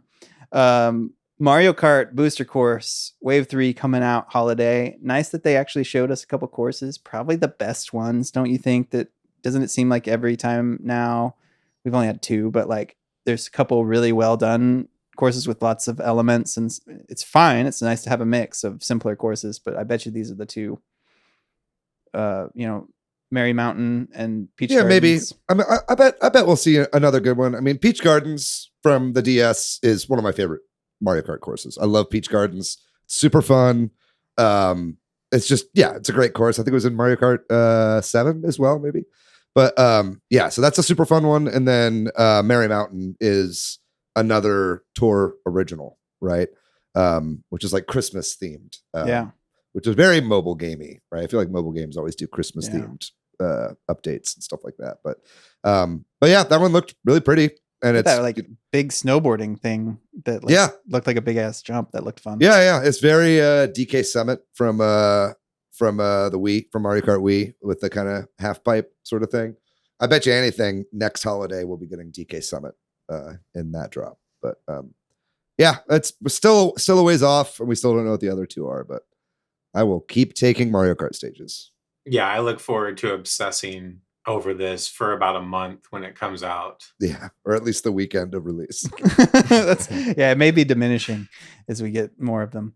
Nintendo Switch Sports is going to add golf. We knew that, but we got to see some of the actual gameplay, and they pushed it back. They delayed to holiday of 2022. Confusing. Surprising to me that there wasn't another game and secret stealth announced here as part of this, and that it was delayed without that announcement. Mm-hmm. Does it? We don't have to spend a lot of time, but that was kind of weird. That was very disappointing to me. I had a lot higher hopes for the future of this game. Yeah, and I can't believe it was delayed. It's been a while since that game came out, and I mean, it's I'm game development. I'm not this. It's hard, right? But it's these are all the old courses from Wii Sports. There's a couple new ones, but these are all courses from Wii Sports and Wii Sports Club, right? And so and Resort, right? And so it's and even that, those are courses from the original Golf for the NES that they just repurposed into this. So it's I just don't get what's taking so long. It's weird. Yeah, it is weird to me that there wasn't more. We bring Koizumi, who brings out Miyamoto. The Mario movie will be releasing next spring. Gotta mention Chris Meledandri. He does it. They love each other. Like he was unintentionally trolling in this part. It was a little weird for him to come out and then just push Pikmin mobile game and then talk about his t-shirt for a bit. I think we all saw and thought something else was coming right then. Oh yeah. I think we were hoping to see a trailer when he started to talk about the movie, which we did not get. Yeah, or any images or anything. This segment was weird, for sure. I think it's he's if we're gonna bring Miyamoto, because every time we brought him out, he's talked about the Mario movie or the theme park. So it's well, we got to mention that. People are gonna expect that, so we'll mention them, and then we'll move on to Pikmin, which is what he's really here to talk about. And I think they wanted to do the Nintendo thing where they fake us out, and they did, right? But it also was so much much about Pikmin Bloom. It was 27 minutes of Pikmin Bloom content. Yeah. and then compared to the Pikmin 4 little tease, it felt off balance in a way. I get it. I think it makes sense to mention Pikmin Bloom and kind of let us down and then bring us back up or whatever. But the pacing of this was weird. I mean, it's clearly the game is not popping off, right? Or it's died out. I mean, I've stopped playing it. There's really only so much you can really do in that game, right? And so, I think it's just they knew they had Pikmin 4 to announce, and they're like, "Hey, Niantic would really like it if we gave it some lip service." Yeah, we're contractually obligated to mention this game for a long time. This whole direct felt a little contractually obligated. Yeah, to be honest. Yeah. But real quickly, because I am excited about Pikmin 4. We get the date of. We don't have a date. We have the year. It's coming out next year. It's been 7 years since he first mentioned this game. I don't even know at this point. It's been a long time. I think it was 2016 or 2017 when he said it was almost done. Yeah. Yeah. So, and then he kind of talks about how it being on the Switch has made it easier. There were just some weird comments here in this segment about which was confusing because Pikmin 3 has already come out on the Switch, right? So it does make you think that they had to change a bunch of things for it being on the Switch or something. And then he talked about how some Japanese word for strategic planning, deployment or whatever is a big part of it. It's just a weird segment. And they showed some weird things. And he said, one thing we'll show you is you can play from the Pikmin's from down low, the Pikmin's perspective, which doesn't make a lot of sense for Pikmin gameplay. So it was a real head scratcher of a segment. This was little more than the Metroid Prime 4 logo. It wasn't much more than that. Yeah, really. We got to see a Bulborb sitting there sleeping. Yeah, which is funny because in the Discord yesterday, I was like, Nintendo is not in the business of showing stuff before it's ready, but I don't know. Yeah, it makes me wonder if they probably could show more of this if it really is targeting next year, but they thought that a little tease would be enough here. I don't know. It was a confusing bit. But slam through. You know what you can do? You can go to the Nintendo store right now and you can buy that Pikmin shirt. Oh, is it really released like an actual thing? Gotcha. Yep. He loved that shirt. He loved showing it off, flashing them titties, flashing them headlights. All right, we gotta move on. Just Dance got a long segment. Harvestella, November 4th, has a demo available now. So if you're curious about another farming sim, there you go. One of 2 farming sims in this direct where your character can be non-binary. That's like an option at the beginning of the game. So that's kind of cool. And then fuck farming sims. Bayonetta 3 had, I guess, in addition to being showcased here and an explanation of all the characters and the history of Bayonetta, they have a separate trailer as well outside of the direct, coming out October 28th. I don't know if there's anything. Y'all stop me. I'm gonna be just moving through these next few. If there's anything you want to talk about, Master Detective Archives Raincode from the Danganronpa team coming out spring 2023. This looks pretty cool. Yeah, it looks like an interesting gameplay. I don't know how I feel about the aesthetic personally. Oh, I like the aesthetic. Okay. I thought it looked really pretty. Yeah. I like that little question mark on the character's head of like a colic. It's weird to me, but like whatever. I think the gameplay and it looked interesting. But yeah. I'm very curious to check this one out. And then cloud versions of Resident Evil games, right? We got Resident Evil Village coming October 28th, and then the remakes and Resident Evil 7 all coming later this year sometime. I don't know, cloud versions, but that's how you get these games on the Switch, I guess. So Sifu coming to the Switch.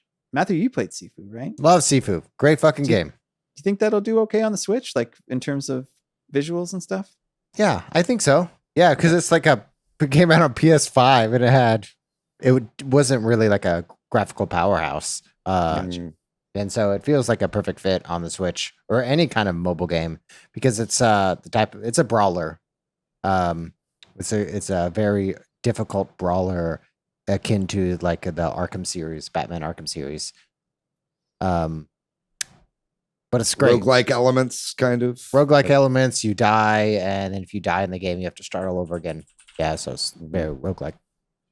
I thought this looked pretty cool. And yeah, it's not like available a lot of places, right? Like it's not on Steam, I don't think. And is that true? I think so. I think it's on PC. I'm not sure if it's on PC, but I don't think it's on Steam. Right? Like I think it's on Epic exclusive. So I don't know. You can't. At least on the PC version, there's tons of mods for Sifu where you play like Goku and CJ from San Andreas. Gotcha. So I've been curious about this game, but anyway, we'll move on. Crisis Core, Final Fantasy VII Reunion coming December 13th to the Switch. If that was Switch gameplay, it's looking pretty good on the Switch. Agreed. You presume it is, but maybe not. You have to think so. You have to hope they would have some truth in advertising. Yeah. I'm just blazing through these. Radiant Silvergun, which apparently already like it says available now, but apparently there's an error and you actually can't get it right now. Oh, really? Yeah. Everybody on our Discord is talking about that right now. Or apparently they pulled it from the US eShop. It's still in the Japanese eShop, so I'm not sure exactly what happened there. Maybe there's some bug they didn't realize or something. Yeah. Radiant Silvergun, though, is a fucking tight game. It's a really good shmup developed by Treasure. And super, super cool game. One of like the best of the genre. I think it's been re-released since it was originally on Saturn, but it was an original Saturn game. And so it's really cool that it's out. I was hoping to pick that up today. So after this, I'll see if it's available on the eShop. But hopefully it is. Treasure like stopped making games, it seemed like, but they seem to be back. Like now after I know 7-8 years of not anything. I just really want a Mischief Makers remake or a re-release. Yeah, because that game is really hard to play these days. Next up was Endless Dungeon, actually. 2023 roguelike game. Looks pretty cool, honestly, but I don't have a lot to say about that. Tales of Symphonia Remastered. I know a lot of people are probably excited about that. Early 2023. It's a big game. We get to our sizzle reel here of where, there's a bunch of games shown off. I don't know if any of those speak to anybody here. We could talk about them. But we're coming into the end of this thing. Kirby's Return to Dreamland Deluxe. Kirby fans having a great year. Yeah. This is the 30th anniversary of Kirby, after all. Yeah. No, I'm just noticing too, as we're going through all this, like the initial reactions were that this direct is kind of disappointing, but there's been a lot of positivity in this chat, right? Yeah. I thought, I watched this twice. I watched it when it happened, and then I watched it with my son. And I think the second time around watching this Kirby Return to Dreamland, I was more interested. I think that everybody can play as Kirby is a really smart move. Having played Kirby games with kid who wants to play as Kirby, and then the other characters don't have as many options. Not as fun to play as Banana Waddle Dee, or just whatever characters in Kirby Star Allies you pick up. This is a great game. This is kind of universally thought of as one of the best Kirby games. This came out on the Wii originally. It's a remake of the Wii game, or really a port. It looks like it's the same game but with thick outlines around the characters. And they redesigned DDD. Yeah, added some functionality and stuff. Yeah, I guess they added some mini games to it as well, right? But yeah, I mean, this and Planet Robobot are kind of commonly known as the best Kirby games. And so it's cool that it's getting a re-release. I was kind of hoping to see my personal favorite Kirby game is still Epic Yarn. I really love that game. But yeah, I mean, this is great. It's just good. It's just a lot of ports, remasters and remakes. This direct. Absolutely. Yep. Be curious about price on that one too. And then we get Koizumi says goodbye. This is our last trailer, and here it is. We finally get to what we were all one of the big ones we were all hoping for, right? The sequel to the Breath of the Wild, The Legend of Zelda, gets a title, Tears of the Kingdom. Or Tears of the Kingdom. Yeah, could be Tears. They did not say it out loud. Could be Tears. Pretty sure it's Tears. Probably. Could be Kingdom as well. What? I love it. But yeah, coming out May 12th. That's good for me. That's my birthday is May 11th, so I'm excited to play very some cool. Sequel to Breath of the Wild, Tears of the Kingdom. Commit to it, Patrick. If I stick with it, it'll be funny. Let's talk about the trailer. It was pretty short. I mean, a lot of these trailers have been. This was among the shortest, if not the shortest, for this game. We did see some new things though, right? Like we see these tier symbols, and we see some other symbols on a wall or whatever. We see Blink opening a big door. I don't know. Did anything else? Anybody want to talk about the actual content of this trailer? I mean, we could, we're getting a little late into the episode of an already long one, but I think, this is an important one, but there's definitely symbolism everywhere in this trailer, right? I'd need to watch it a few more times to really figure out what's going on here. But yeah, there's a lot of hieroglyphics. 7 seems to be a recurring theme in this. There are 7 teardrop looking things around the character. I think a lot of people are speculating that those might be dungeons. Yeah. 7 dungeons. What do you guys think about that? That could make sense. 7 areas, 7 somethings that you collect these in. Yeah. 7 brides for 7 brothers. Definitely could be that. The main art that they have, I found a high quality version of it online. And if you look at the background, there's a lot of water everywhere, as in some sort of cataclysmic flood on the ground. And it looks as though as maybe some of these different parts of Hyrule got lifted into the sky, or they're borrowing from, earlier plot lines in earlier Zelda games. So I don't know. It's hard to say because a lot of it's very implicit. You're trying to draw connections between things that look like symbols or things that look like something from earlier games, which is what a lot of Zelda fans like to do. But I could see us not having any clue really as to what's going on here. I think they're actually looking to do something pretty different. I don't know if it'll work. Yeah, but like the tears that we see on the stone tablet looks like relics from Skyward Sword, the dusk or the amber Yeah. relics. Mhm. Yeah. I don't know. I've always kind of thought this seemed, especially with all the Sky stuff, it's kind of seemed like they're really pushing some sort of connection to Skyward Sword. And I wonder if that's going to go past Skyward Sword and reference a lot of other games as well. Because, you know, time seems to be an element of this too. So if they're playing with that kind of like Zelda chronology a little bit, that could maybe be part of it. But I'll tell you what, at one point Link is flying a big flat bird through the sky. You guys saw that thing, yeah? I thought it was the Goblin Glider. Yeah, it does look Yeah. like it does look like that. Yeah. It's weird to see what they're doing. Like the earlier footage we got showed the Master Sword kind of consumed or corroded. And here in this one, we're seeing it fully covered by something, some green Yeah, like stuff. digitized almost, it looks like. Yeah. Yeah. Interesting stuff.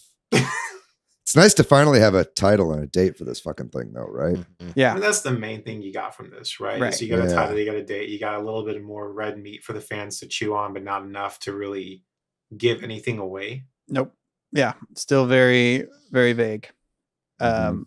And lots of different gameplay stuff from all the different trailers and cutscenes and stuff. But Yeah. I think the way to watch the Breath of the Wild 2 trailers, excuse me, whatever the name of this thing is to stitch them all together and make one big long trailer out of it. That'll Yeah. feel like an actual trailer. You know what I Right. mean? And I think it might also give some context for some stuff, watching some of this stuff kind of side by Mhm. side or back to back, right? So I'll definitely be looking into, so I'm sure there's already probably. stuff online that, like, that's cut together like a super trailer of everything. I'm still pulling for the idea that we play as Link, who gets corrupted, who is eventually turns into Ganondorf. That's my hope. Ooh, Interesting. dark. Yeah. I'm still hoping for co-op gameplay and you can play as Zelda. So I would love a playable tight. Zelda, but it does. Yeah. It feels less and less likely the more we see. Yeah, that's true. I'm just hoping for farming in the game. Oh, fuck you. No, I'm just kidding. No, I think I've got a feeling that everything we've seen in the game is a small sliver of this game. Yeah. You know what I mean? Because everything kind of looks samey. We keep seeing these floating islands. We saw the underground, the very first trailer, right? And then we see these floating islands now, but that's kind of all we've seen, right? And we've seen two different styles for Link, where he's got like long hair and then regular hair, but we haven't really seen the context of that. So I think we're seeing a lot of the beginning of the game or very small sliver. And I think, you know, for them to have been developing this game for 6 years, I really think like, you know, I think we're going to have something really special here. I have a lot of faith in this team and I can't wait for it to come out, man. Cool. I mean, is there anything else about the direct we want to talk about? Any final thoughts on this direct or what was or wasn't in it? I don't know. I mean, you kind of mentioned at the top that there were a lot of things that weren't in it that were rumored, but like you said, that's not fair to judge it based on. Only final thoughts for me are our big holiday games are Pokemon, Mario Rabbids. Yeah, this didn't change this year very much. Yeah, they Yeah. said this was all stuff coming out winter and a lot of it was 2023. Mm-hmm. Yeah. So we Yeah. didn't get like any big Nintendo franchise announcements or secret releases for this upcoming holiday season, which I find No, interesting. December. Yeah, not word one of Advance Wars 1 and 2. I guess Nintendo's waiting for Putin to die on that one. You know, who fucking knows if that thing is even going to come out at this point. I think I was right last week when I said we will only see Metroid Prime Remake if they're ready to show off Metroid Prime 4, which they're clearly not ready to show off Metroid Prime 4 yet. And so there was no word about Metroid Prime Remake. I don't think we were going to ever get one without the other, right? So as disappointing as that is, I don't really care because I have a Steam Deck and I can play Metroid Prime in HD with gyro controls whenever I want. I would say, as a Steam Deck owner, the wind is taken out of directs these days a little bit. When I see a lot of third-party games, that I'd be like, "Oh, I can finally play this game." It's like, "Oh, I could have played this game portably this whole time." You know. Yep. Kyle, any final thoughts on the direct? I had a great time. Not a great time. I mean, obviously, like we were saying, this was really a mishmash of things for different audiences, but for the most part, it was targeted at people who want some of these comfort games, who are more into games that they're just designed for chilling or for very niche interests. But overall, a lot of fun. I think the Tears of the Kingdom snippet that we got is going to get a lot of forensic analysis from people. A lot of theories are going to start percolating up. It's still a ways away. It's still like 9 months out. So we still have a lot of time for more information to come out. And I wasn't really present in the community in the build up to Breath of the Wild. So I don't know what the information leak was like at that point, if it's anything similar, but I don't think we had a Switch Headz community at that point. No, I mean like gaming. Yeah. Right. Oh, okay. I had checked out for a hot minute. Made after that all about me again. I'm sorry. Oh yeah, well, Mr. Steam Deck over here. Can you plow a fill with your Steam Deck, David? I'm sure I could if I attached a big fucking knife to it. Well, okay, I think that does it for our discussion on the direct. Let us know what you thought. If there's anything we glossed over that you're excited about, or anything we missed, please do send us a note. And we're going to take a break and come back and talk about the games we've been playing recently. I think we've all been playing Splatoon.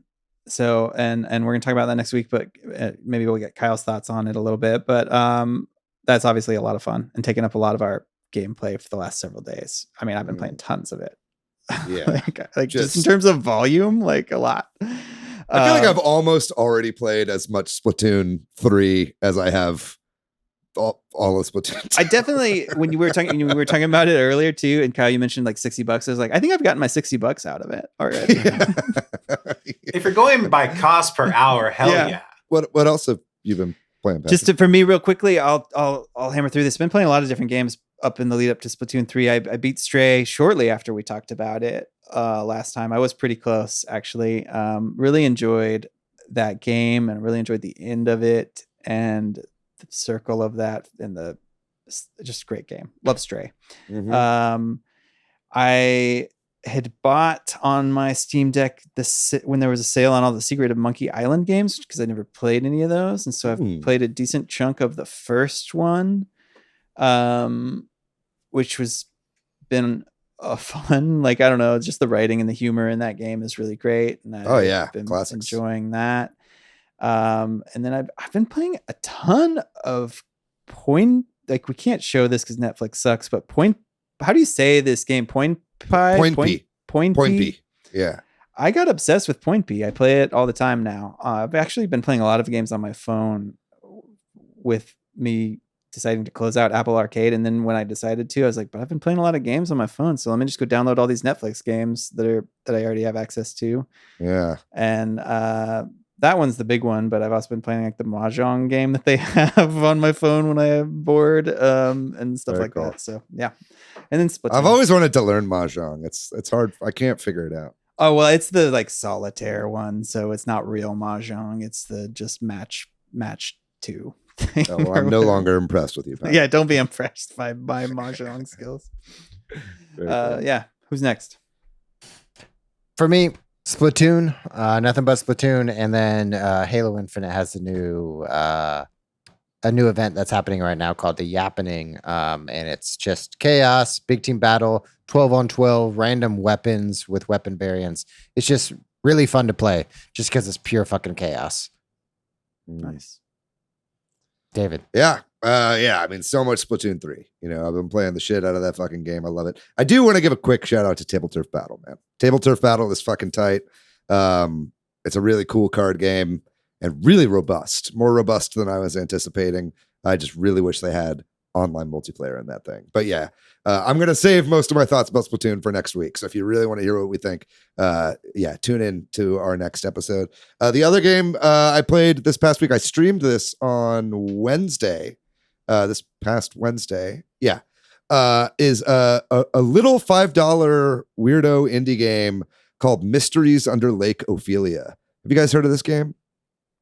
It's by the same guy, Brad Booker, I believe is how you pronounce his name, Booker, who did Fatum Betula, which is a game I've talked about on this podcast. I also streamed that game. Super low poly PS1 aesthetic game. That game was kind of this weird walking simulator puzzle narrative trippy psychedelic thing, right? That was kind of really the gameplay was kind of fetch questy in a way, right? You kind of figure out what's going on. This game is a lot chiller. It's a fishing sim. It's like a fishing game basically. And there's like just this one lake and you just go around and you catch fish, and the fishing mechanic is actually pretty fun. Camera like goes down with a thing and you can like kind of ease it back to try to catch fish. And then there's one guy who's in there, this creepy looking guy who sits around a campfire who will buy your fish from you and give you money. And then you just use that money to buy better rods or whatever. And basically it's a very simple game, right? But you can beat the whole thing in about an hour or two. And it's just got this really fucked trippy ending out of nowhere. The whole thing is like super chill and you're like going around doing all this fishing stuff and it's kind of like playful and all this sort of things. And then like when you eventually beat it, you get like the best rod and the best lure that goes the deepest and you can cast it out the furthest and you finally figure out how to beat the game. It's just all of a sudden it's just this really dark fucked ending with no dialogue and it's just like really disturbing. And so playing that very late in the night gave me quite a fright. But it's really cool, man. I really like this guy's games. He's a really interesting developer. I just started following him on Twitter and he's like 21 years old or something like that. And so he's like making like really interesting, thought-provoking, bizarre kind of art house, low poly indie games. And so I really recommend checking this guy out. And it's a really cool game. And like I said, both this and Fatum Betula are both $5 and they're both on Switch. I played it on Steam Deck, but they're both on Switch. And I really recommend them if you're really trying to get out of your comfort zone of sort of normal games that, like the kind of, this wouldn't call it like a thinking man's game or anything, but it's just like a bizarre experience. And that's something that I love about indie development right now is that we can have just a breadth of different sorts of experiences. And this game on top of it had really great fishing mechanics. So it was like a fun game to boot, which is debatable on if you could say that about Fatum Betula, even though I really enjoyed that game. But that's what I've been playing, just that in Splatoon. What about you, Kyle? What have you been getting into? Oh, just Splatoon. Very good. Monocultural over here, just Splatoon. I have lots of questions about Splatoon, but I think I'll wait to listen to the episode and then I'll yell at my car radio or yell at the Discord. Well, you're not going to be on the next episode. So what are your main takeaways from it? I'll save it for the Q&A. No, I'm annoyed that like these are squid and octopuses, and when you fall in the water, you die instantly. Well, they're like mutated, It's like all part of the lore. It shouldn't matter. They're aqueous creatures. This should be not a problem. No, that's all I've been playing. I mean, I've been busy with other things, but when I've not been doing work, I've been splatting. Sorry, Jordan. All over my living room. We've been splatting all over. Matthew and I splatted each other last night a few times. It was pretty. Yeah, it was great. I'm gonna splat. What's your favorite? Like, you didn't play much Splatoon 2, right? I played it an hour, maybe two. Yeah. What's your favorite mode or weapon, or what are you into with Splatoon 3 so far? I'm just having fun with the turf battle. The salmon run is a lot of fun, though. And it's a lot of fun when you get to that last stage and they're flowing in and you're the last little person left and all your friends are dumb little life rings floating around and you got to spray them. And it's just, it's the happiest, most enjoyable kind of tension that you can imagine, right? Some first person shooter games, some arena battle games are just tense or it's chaos. This is just nothing but silly fun, right? And I've gotten a lot better at finding little sniper perches and picking people off. And that's been, chaotic fun for me as well. But that's it. That's all I've been playing. I'm excited to keep playing it. I'm excited about Tears of the Kingdom. Like I said, I think it looks great. I think I'm excited. The more I think about it, the more we talk about it, the more my little brain just starts cooking. Oh yeah, what's gonna come with it? But yeah, and for the next, week or two, maybe more, it's just gonna be splatting, just splat. Oh yeah, all fucking month long. Awesome. Well, thank you so much, Kyle, for coming on and joining us. And thanks to MilkyWay.co for doing our website. Thanks to Corduroy for doing our music. If you're looking for me, Patrick Online, I am PDYX. Hey, I'm Matthew on Twitter, MATHYOU. I'm pretty much everywhere on the internet at Monolith Fiji. And what about you, Kyle? Where can people find you online? Mostly on Twitter at KSBOKC, but other sites as well. Very good. Check him out on Twitter or various other sites. And if you'd like to find our show on social media, we are at Switch Headz on Twitter, at Super Switch Headz on Instagram, Facebook, and TikTok. We also have a website, www.switchheadz.com. And then we've got a Facebook group and a Discord. Two great communities. Please join the Discord. We'd love to have you in. I feel like the Discord's been popping off, especially with all the Splatoon that's been going on right now. That's a fun place to be at the moment. Other than that, folks, that's going to do it for our episode on the Nintendo Direct. I think we did a pretty good job. This is a long one. Appreciate you guys for sticking around, but these Direct episodes always go long. We're going to be back next week, like we said, talking about Splatoon 3. Can't fucking wait. I can talk More about this game forever. Games. No, More farming games. We will not be talking about farming games next week, unless, it's in the news. That's going to do it, ladies and gentlemen. We love you guys very much. You know the drill. Stay safe out there. Be kind to yourself. Be kind to one another. Fuck the fucking police. Always question authority. God is good. Be yourself. We'll see you next week. Bye-bye.